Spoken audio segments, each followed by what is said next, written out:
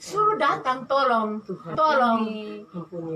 Kakak Novi, tolong Mama, semua yang di sini tolong panggil gembala-gembala yang tak beriman itu. Tolong, Kami tolong, berusaha. tolong panggil ketua klasis yang tak beriman itu. Beraninya dia menutup pintu rumahku, akan ku tampar dia dengan kuasaku. Panggil dia, akan kutimpakan dia dan seisi rumahnya dengan kuasaku. Jangan dia menentang kuasaku. Panggil dia, ketua klasis yang tak beriman itu. Siapakah dia sehingga dia mau menutup pintu rumahku? Atas izin siapa dia menutup pintu rumahku? Hari ini aku bersedih. Aku bersedih dan aku marah. Aku marah. Aku mengasihimu anak-anakku. Engkau merawat hamba-hambamu untuk datang Aku kembali. mengasihimu anak-anakku. Mengapa Mengapa engkau membiarkan domba-dombaku Kami tercecer? telah berusaha untuk menemani Mengapa engkau membiarkan domba-dombaku hilang? Mengapa engkau membiarkan mereka tinggalkan aku? keberadaan daripada Bapamu yang tidak ada di tempat ini. Mereka akan Tetapi datang untuk hamba-hambamu yang membantu, lain ada di menopang, sini. hanya di dalam tangan-Mu kuasa. Panggil pendeta. Allah yang lebih besar Utus Roh di kami Kudus. semua Panggil ini di dalam pendeta tangan-Mu. yang tak beriman Bapa, itu. Bapa, tolongi aku. Kami Memanggil. akan berjalan. Di manakah imanmu? Sama dalam Engkau takut terhadap virus. Akulah yang menimpahkan engkau dengan virus itu. Akulah yang menimpahkan engkau dengan mukaku. Aku yang menimpahkan engkau dengan virus itu. Jika engkau tak datang, maka engkau akan ditimpahkan dengan masalah yang mendasar. Dengarlah suaraku. Ini adalah suara Allah yang memikir kami semua. Dengarlah suaraku. Bapak, kami bersyukur. Dengarlah Kami suaraku. sudah bersyukur. Kami bersyukur. Akulah Bapa. Tuhanmu. Engkaulah Allah yang selalu Akulah memberikan Alfa kami dan panggil mereka. Aku berkata panggil mereka. Aku berkata panggil mereka. Panggil mereka, pendeta-pendeta penakut, pendeta-pendeta tak beriman, pemerintah-pemerintah bodoh, pemerintah-pemerintah yang tak mempunyai kuasa. Shalom teman-teman yang dikasihi oleh Tuhan kita Yesus Kristus. Tadi kita sudah bersama-sama melihat video seorang ibu yang lagi viral, yang lagi ngetren hari-hari ini, yaitu mengenai dia bernubuat dan dia berperan sebagai Allah itu sendiri. Nah, teman-teman, nubuatan adalah karunia roh. Jadi jangan salah paham bahwa nubuatan itu hanya berasal dari manusia. Tidak, teman-teman. Nubuatan adalah karunia roh. Ada 9 karunia yang diajarkan oleh Rasul Paulus lewat 1 Korintus 14. Bukan 1 Korintus 14, 1 Korintus 12. Ayat yang pertama sampai dengan ayat yang ke-11. Tapi kita baca pada ayat yang ke-7 saja. Sampai dengan ayat yang terakhir. Jadi ada 9 karunia roh. Pertama ya, kita baca dari ayat yang ke-7. Tapi kepada tiap orang dikaruniakan pernyataan roh untuk kepentingan bersama. Sebab kepada yang seorang roh memberikan karunia untuk berkata dengan hikmat. Pertama adalah karunia hikmat. Dan kepada yang lain roh yang sama memberikan karunia berkata-kata dengan pengetahuan. Kedua adalah karunia pengetahuan. Kepada yang seorang roh yang sama memberikan iman kepada yang lain. Ketiga, karunia iman. Dan kepada yang lain yang memberikan karunia untuk menyembuhkan. Keempat, karunia menyembuhkan. Kepada yang seorang roh memberikan kuasa untuk mengadakan mujizat. Kelima, karunia mujizat. Dan kepada yang lain yang memberikan karunia untuk bernubuat. Keenam adalah karunia bernubuat, dan ini adalah karunia yang akan kita bahas berhubungan dengan video yang lagi viral sekarang ini. Dan kepada yang lain karunia untuk membedakan bermacam-macam roh. Ketujuh adalah karunia membedakan bermacam-macam roh. Kepada yang seorang ia memberikan karunia untuk berkata-kata dengan bahasa roh. Kedelapan, karunia berbahasa roh. Dan kepada yang lain ia memberikan karunia untuk menafsirkan roh itu. Jadi yang ke-9 yaitu karunia menafsirkan bahasa roh. Ada 9, oke teman-teman, ada 9 karunia roh yang diajarkan, yang diberikan oleh Rasul Paulus untuk kita dapat menerima karunia roh itu. Nah, salah satunya adalah karunia bernubuat. Jadi teman-teman jangan salah berpikir bahwa ketika teman-teman melihat orang bernubuat, hamba-hamba Tuhan bernubuat, itu adalah perkataan manusia atau perkataan diri sendiri. Tidak juga demikian. Tapi karunia bernubuat memang ada dan masih sementara ada di dunia yang kita jalani ini. Nah, kita dapat membedakan, seperti yang teman-teman mungkin bisa berpikir bahwa oh ini adalah perkataan manusia, ini adalah perkataan dia sendiri, ini bukan perkataan Allah, ini bukan perkataan Tuhan. Kita dapat membedakan itu teman-teman. Kita dapat menafsirkan, kita dapat memverifikasikan sendiri perbedaan antara perkataan Allah dengan perkataan diri sendiri. Karena banyak juga akhir-akhir ini, tidak salah, opini-opini, pendapat-pendapat dari teman-teman di luar sana bahwa akhir-akhir ini banyak nubuatan-nubuatan yang palsu, perkataan-perkataan yang seharusnya itu tidak dikatakan oleh hamba Tuhan, mungkin oleh orang-orang tertentu mungkin, karena itu tidak berasal dari Allah. Oleh sebab itu kita akan lihat seperti apa karunia bernubuat itu, seperti apa, dan bernubuat yang benar itu seperti apa. Kita lihat lagi dalam 1 Korintus 14 ayat yang pertama sampai dengan ayat yang keempat ya teman-teman. 1 Korintus 14 ayat yang ke-1 sampai dengan yang ke-4. Kejarlah kasih itu dan usahakanlah dirimu memperoleh karunia-karunia roh. Jadi Rasul Paulus lebih menekankan di pasal 14 ini, dia menekankan bahwa perolehlah karunia-karunia roh itu, terutama karunia untuk bernubuat. Wow, terutama karunia untuk bernubuat. Jadi Rasul Paulus meminta kita supaya kita lebih mendalami karunia untuk bernubuat. Siapa yang berkata-kata dengan bahasa roh tidak berkata-kata kepada manusia tetapi kepada Allah, sebab tidak ada seorang pun yang mengerti bahasanya. Oleh roh ia mengucapkan hal-hal yang rahasia, tetapi siapa yang bernubuat ia berkata-kata kepada manusia. Ia membangun, menasihati, dan menghibur. Jadi ada 3 hal untuk kita mengetahui bahwa itu nubuatan berasal dari Allah. Pertama, membangun, menasihati, dan menghibur.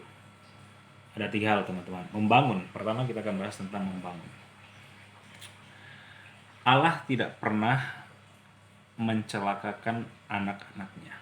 Allah tidak pernah mencelakakan manusia. Allah tidak pernah mencelakakan ciptaannya yang begitu istimewa.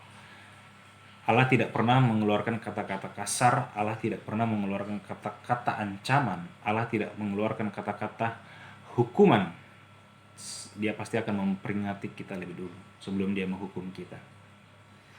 Jadi Allah tidak pernah mengancam kita, justru Allah membangun kita melalui perkataannya.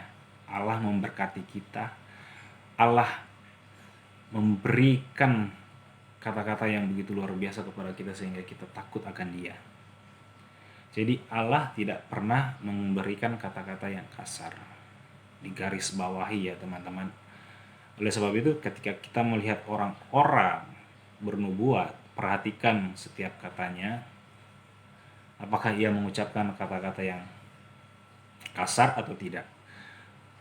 Atau justru dia memberikan kata-kata yang membangun. Dan teman-teman bisa menilainya.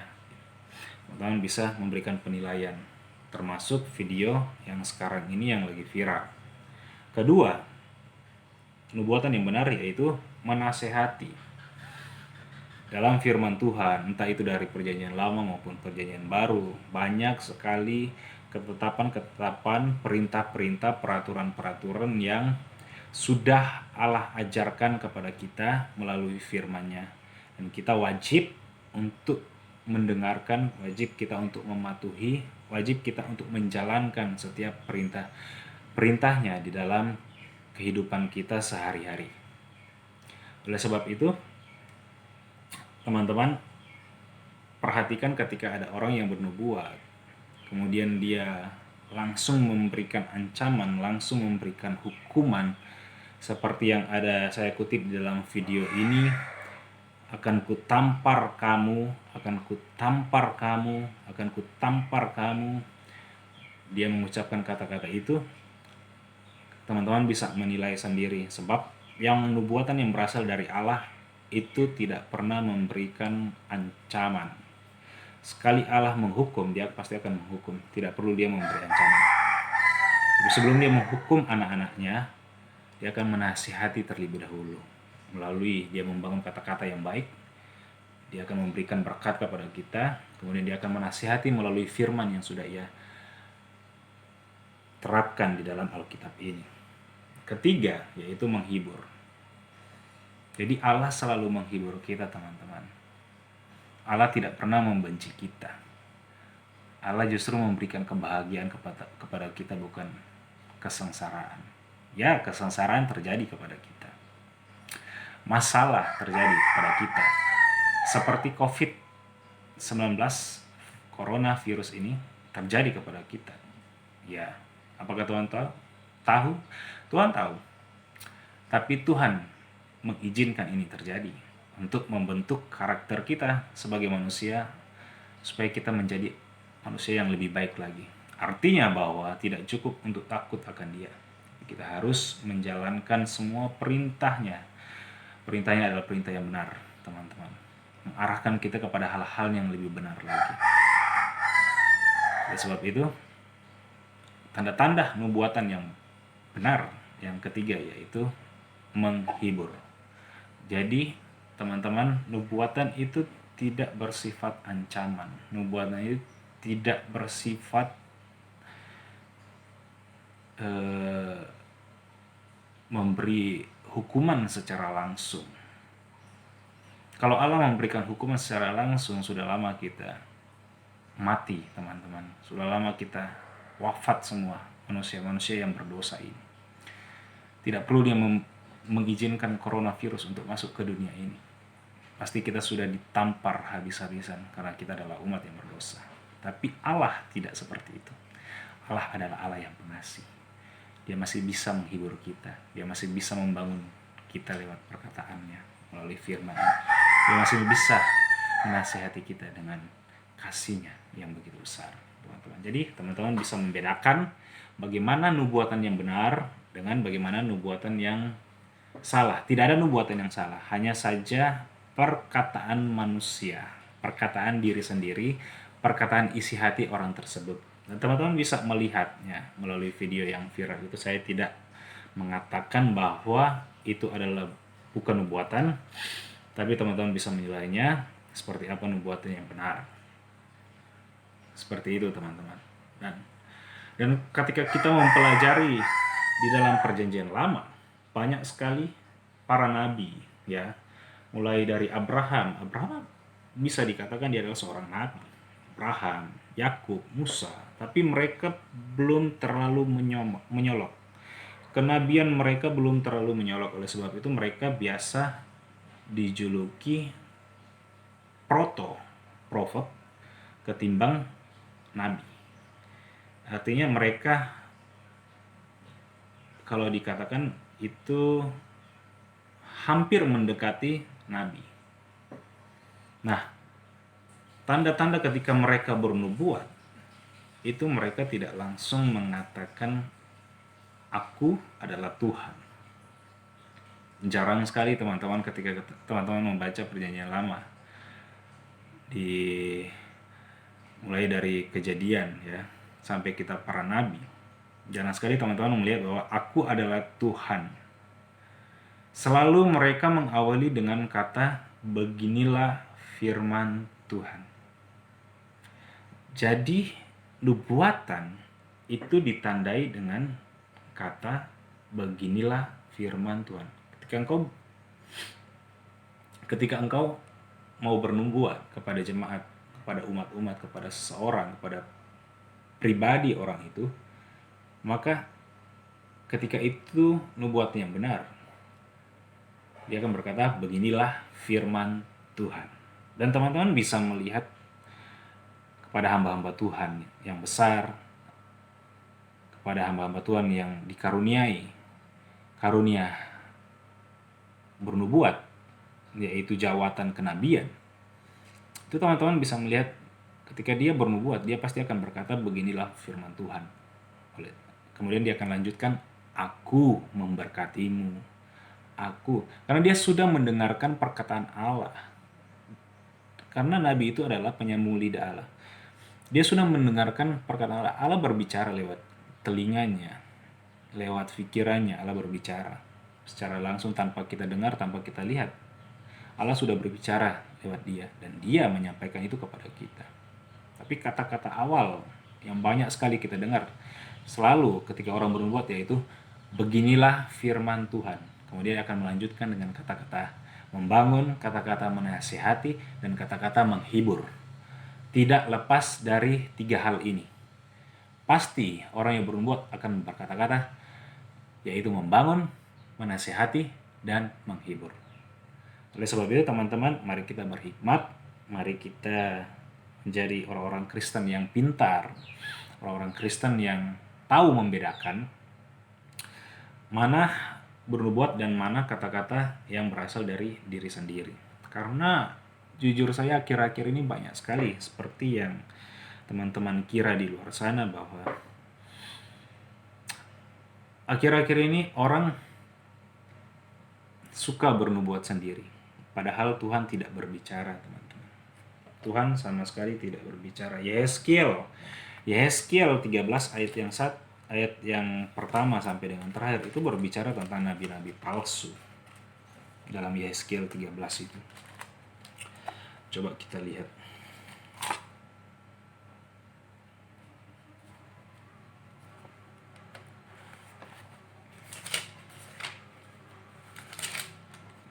Ya, hukuman terhadap nabi-nabi palsu, teman-teman. Jadi, sejak zaman perjanjian lama, sejak zaman Yehezkiel, Nabi Yehezkiel, itu memang sudah ada nabi-nabi palsu.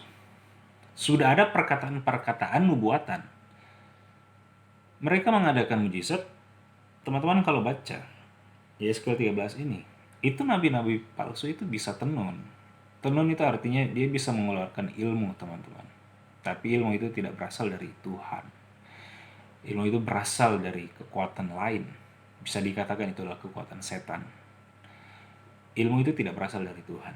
Dia bisa melakukan mujizat. Sama dengan yang sekarang-sekarang ini.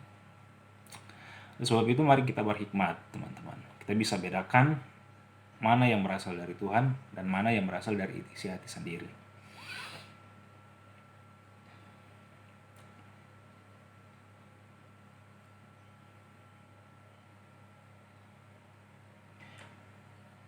Nah, teman-teman, kalau saya melihat dari pembelajaran dari nabi-nabi dalam perjanjian lama, itu ada 7 hal. 7 hal syarat untuk menjadi nabi. Pertama, harus berdarah Israel. Jadi nabi itu harus berdarah Israel. Kalau menurut saya ya, teman-teman. Karena kenapa? Allah datang langsung kepada umatnya melalui Abraham, Ishak, Yakub, dan kepada seluruh bangsa Israel. Bukan kepada bangsa-bangsa lain pertama waktu itu. Kita mendapatkan kasih karunia karena kita mengimani bahwa Yesus sudah mati di atas kayu salib untuk menebus dosa kita, dan kita mendapatkan pintu keselamatan itu. Benar? Tapi yang pertama yaitu bangsa Israel.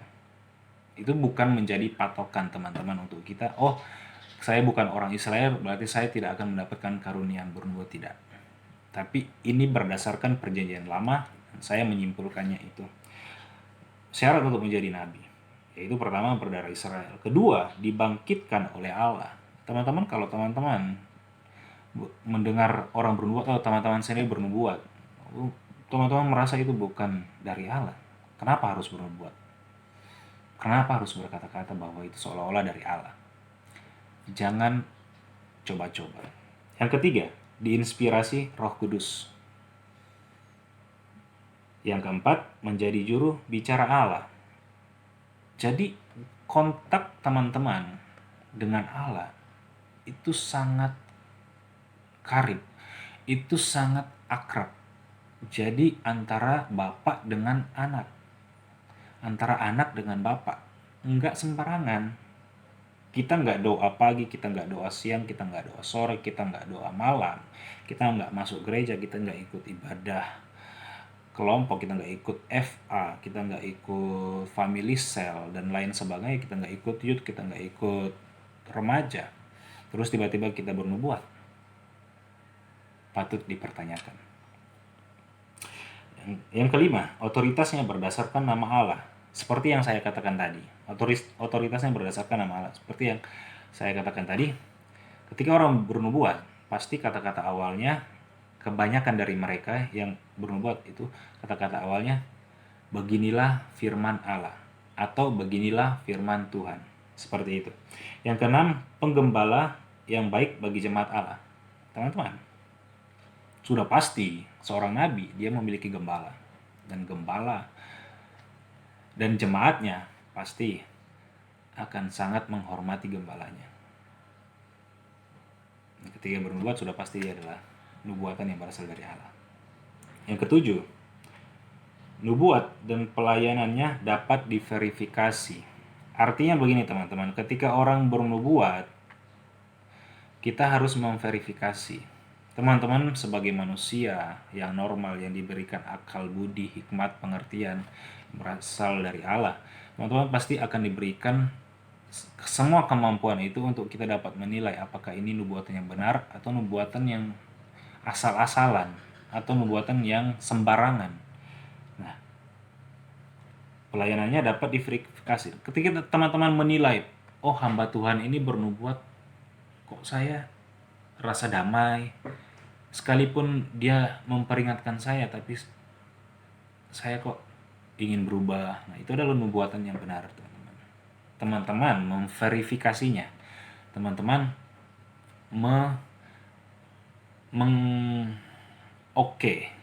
teman-teman menganggap bahwa wah, ini berasal dari Allah. Seperti itu, teman-teman ya.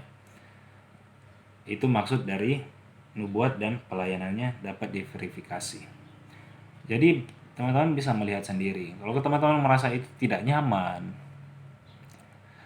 itu asal-asalan, itu adalah kerasukan, itu adalah gila, ya itu urusan teman-teman. Teman-teman minta hikmat, marifat yang dari Tuhan, sehingga teman-teman bisa menilainya. Oke teman-teman, saya kira itu saja penjelasan saya. Mohon maaf kalau saya salah mengucapkan kata-kata. Saya tidak mengatakan bahwa ibu ini tidak berasal dari Allah, ibu ini tidak bernubuat, ibu ini hanya halusinasi. Saya tidak mengatakan seperti itu, tapi teman-teman yang dikasihi oleh Tuhan Yesus Kristus dapat menilainya. Dan banyak video-video yang sudah diupload tentang nubuatan ibu ini, dan mereka pun banyak yang berkomentar. Dan semoga teman-teman melalui perkataan penjelasan yang sudah saya jelaskan ini, semoga teman-teman bisa berhikmat dalam melihat bagaimana dalam membedakan nubuatan yang berasal dari Allah dan perkataan manusia. Terima kasih teman-teman. Tuhan Yesus memberkati.